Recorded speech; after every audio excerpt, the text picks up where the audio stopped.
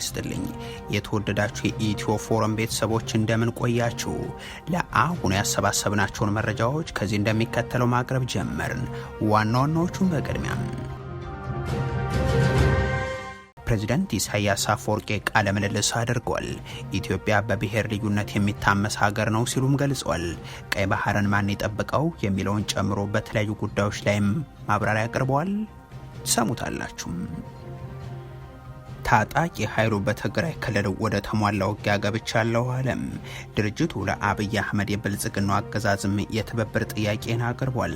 በትግራይ ክልል ደቡብ ምስራቅ አቅጣጫ ላይ በተደረገ የተኩስ ልውውጥ የሰው ሕይወት ጠፍቷል ሲልም አሳውቋል።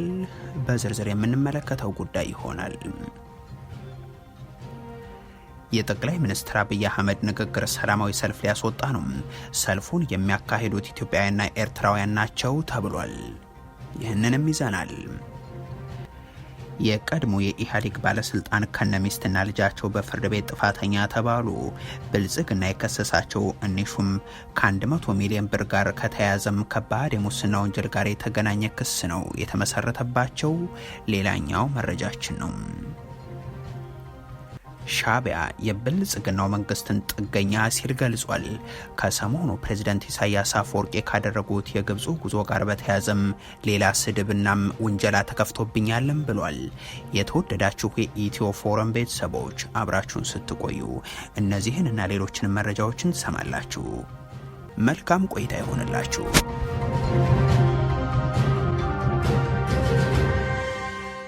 ታጣቂ ኃይሉ በትግራይ ክልል ወደ ተሟላ ውጊያ ገብቻለሁ አለም። ድርጅቱ ለአብይ አህመዱ የብልጽግናው አገዛዝ የትብብር ጥያቄም አቅርቧል። በክልሉ ደቡብ ምስራቅ አቅጣጫ ላይ በተደረገ ውጊያም የሰው ሕይወት ጠፍተዋል ብሏል። በፈረንሳዊ የስለላ መረጃ ዘጋቢ አፍሪካን ኢንተለጀንስ በመከላከያ ሰራዊት የሚደገፍ በቀድሞ የቲዲኤፍ አዛዦችም የሚመራ በሚል የተገለጸውናም በአፋር ክልል የትግራይ የሰላም ኃይል በሚል ስም እንዲደራጅ የተደረገው ታጣቂ ኃይል ሰሞኑን ውጊያ ማድረጉን አሳውቋል። ብልጽግና የቀድሞውን የመከላከያ ሰራዊት ልብስ አልብሶም ትግራይን በትግራይ ልጆች ማዋጋት በሚል መንገድ በአፋር ክልል እንዲደራጅ ያደረገው ነው የሚባልለት የታጣቂ ኃይል ከትግራይ ሰራዊት ጋር ተዋግቻለሁ ይላል። የተሰባሰበበትን የአፋር ክልልን ነጻ ወይም ሀራ መሬት ብሎ የሚጠራው ይህ በነ ጀነራል ተስፋዬ አያሌው እንደሚደገፍ የሚነገርለት ታጣቂ ኃይል በደቡባዊ ትግራይ ውስጥ የተካሄዱን ውጊያም በከባድ መሳሪያ ጭምር ጥቅም ላይ የዋለበት እንደሆነም ጠቁሟል። ውጊያው የተካሄደው ባሳለፍነው ሰኞ መሆኑን የጠቆመው ታጣቂ ኃይሉም በራያ ዘቦና ወጅራት አካባቢ በሚገኘው ኃይላችን ላይ ጥቃት ተሰንዝሮብናል ብሏል። ታጣቂዎቹ ቡድኑ እያሉ የጠሩትን ኃይል ጥቃት ጀመረብን ያሉ ሲሆን የጀመረው ጥቃት በቡድኑ በተላኩት ላይ የማያስፈልግ አሳዛኝ ኪሳራን አድርሰዋል ብለዋል።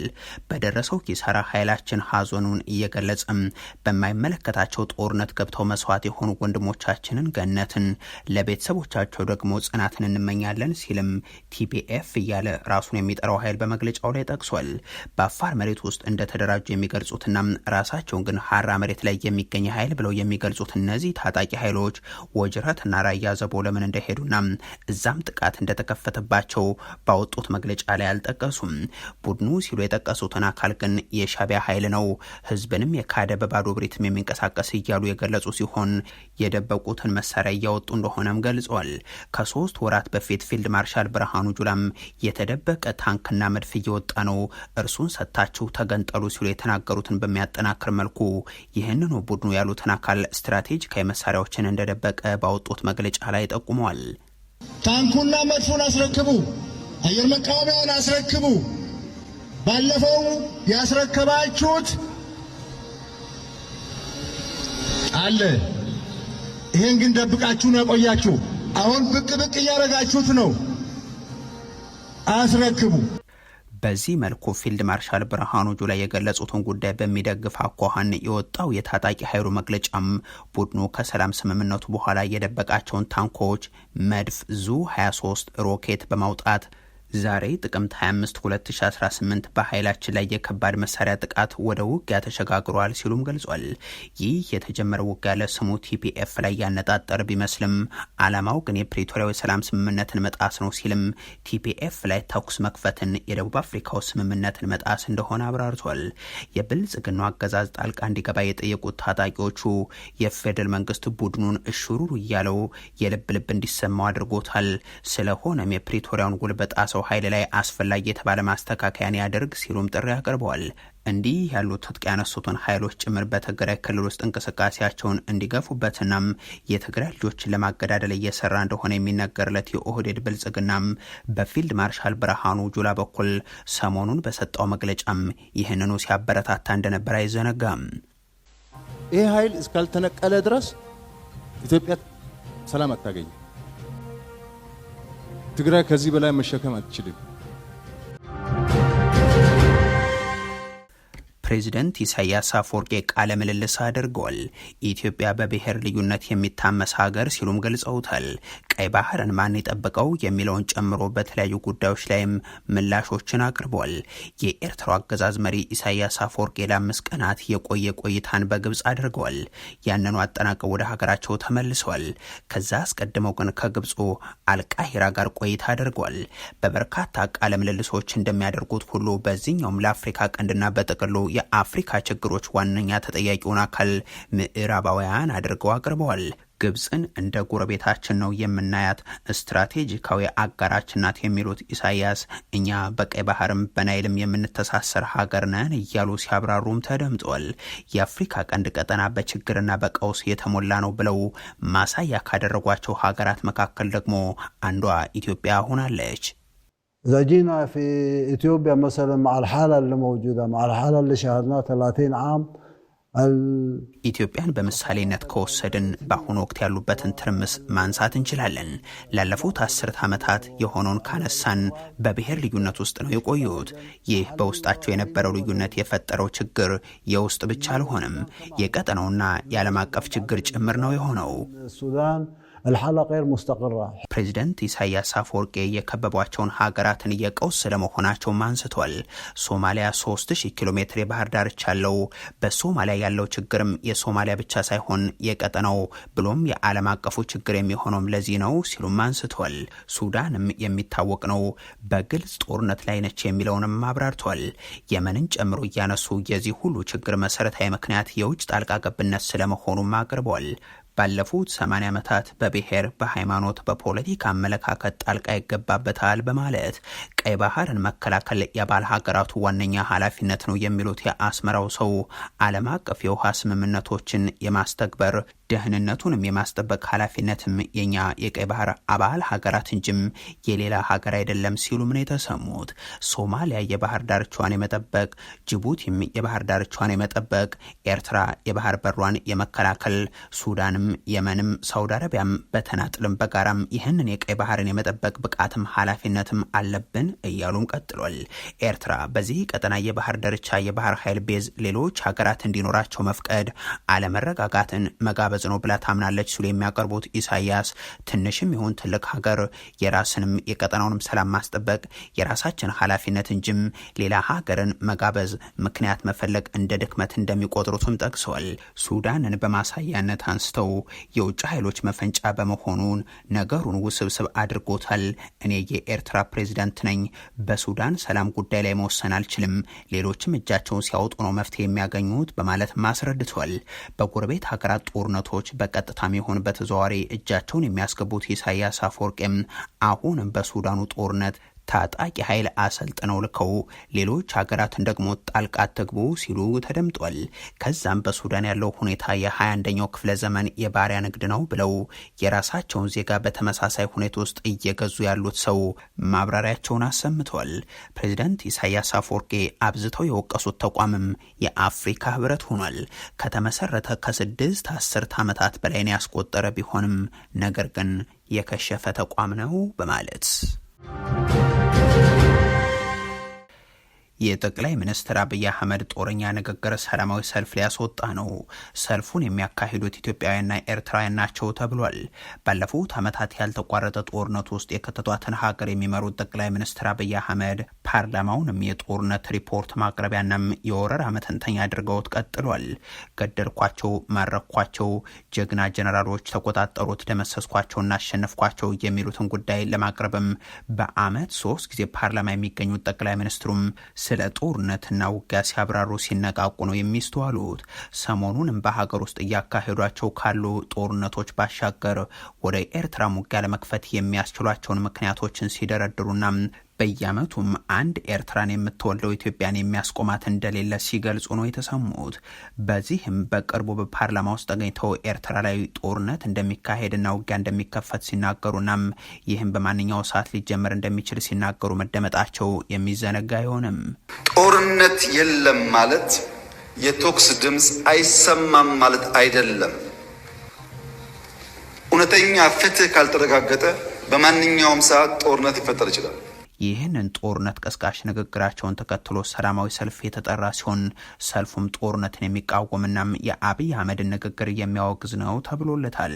ሰላማዊ ሰልፉን የጠሩትና የሚያካሂዱትን ጦርነት የሚቃወሙ ኤርትራውያንና ኢትዮጵያውያን ሲሆኑም ዓለም ሌላ እልቂት ከመፈጠሩ በፊት አስቀድሞ ጣልቃ ይግባ፣ እርምጃ የሚውሰድ አብይ በየትኛውም ሰዓት ጦርነት ሊጀመር ይችላል ያሉት ነገር ዝም አይባል የሚል መልእክት ያነገበ ስለመሆኑም ጠቁመዋል።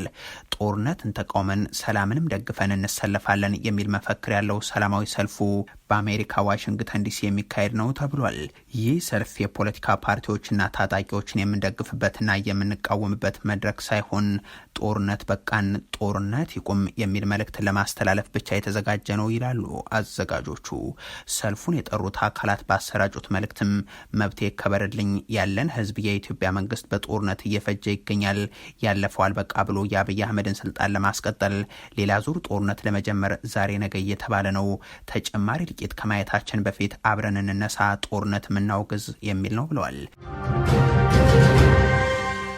የቀድሞ የኢህአዴግ ባለስልጣን ከነሚስትና ልጃቸው በፍርድ ቤት ጥፋተኛ ተባሉ።